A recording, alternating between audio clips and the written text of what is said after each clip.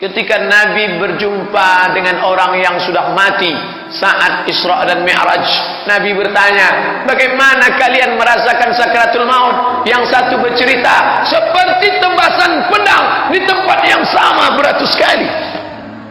Bagaimana perasaan kamu? Seperti kambing yang dikuliti hidup-hidup. Bagaimana dengan kamu? Seperti mata kail pancing yang ditarik dari kulit yang basah. Sementara mereka yang mati syahid, mereka merasakan sakaratul maut kal qarsi, seperti cubitan pada tangan. Makanya ketika dibuka penutup wajahnya senyum. Kata Ustaz Abdul Somad, mati itu sakit. Kenapa dia tersenyum? Sebelum Israel mencabut nyawanya, sudah datang malaikat membisikkan ke telinganya. Apa kata malaikat? Allah takhafu, jangan kau takut.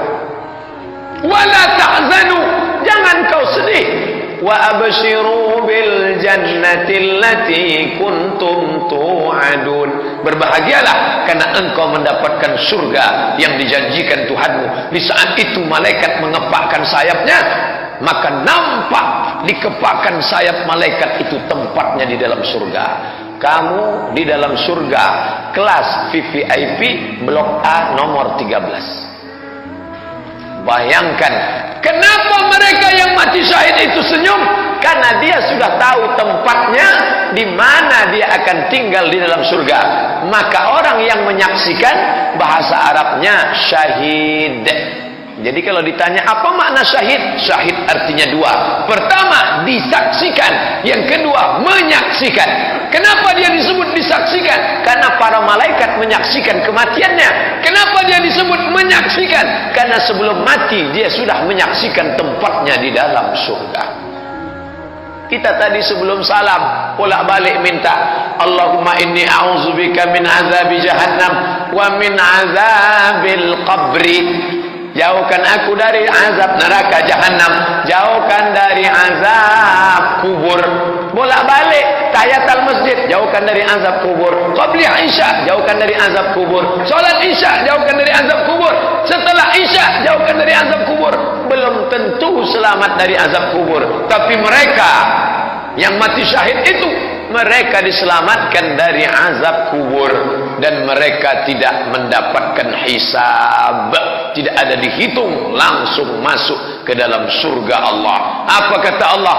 Ya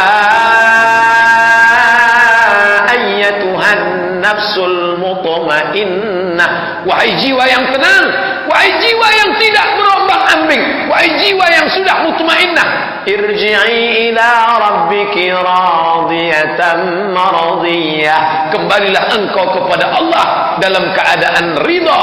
Allah ridha dan engkau pun ridha. Fadkhuli fi ibadi, masuklah engkau ke dalam golongan hamba-hambaku. Wadkhuli jannati, masuklah engkau ke dalam surga. Tapi Pak Ustadz, sekarang mau jihad melawan apa? Belanda kan sudah pergi. Apa kami bunuh saja turis-turis Belanda itu? Bukan itu lagi jihad kita sekarang, anakku. Jadi apa jihad kami Pak Ustaz? Man kharaja fi talabil ilmi, siapa yang keluar rumah untuk menuntut ilmu, fahuwa fi sabilillah, maka dia sama seperti orang yang jihad fi sabilillah hatta yarji'a, sampai pulang ke Batam. Anak bapak dapat beasiswa, mau kemana? Mau ke Jepang. Ambil jurusan apa? Ikan. Cerita sama kawan, Mas bro, anak saya dapat beasiswa nih ke Jepang. Ngambil apa? S2. Jurusan apa? Ikan. Ikan kok jauh-jauh, di sini aja banyak kok. Langkahkan kakimu, nak. Yang akan kau ambil di sana teknologinya. Engkau akan jadi profesor ikan. Mungkin sampai di sini kau akan buka ternak lele yang besarnya sebesar pesawat. Akan dikalengkan, dijadikan ekspor. Negara kita akan menjadi maju. Apapun bidang, dapat elektronik, mau bidang agama ke Timur Tengah, silakan.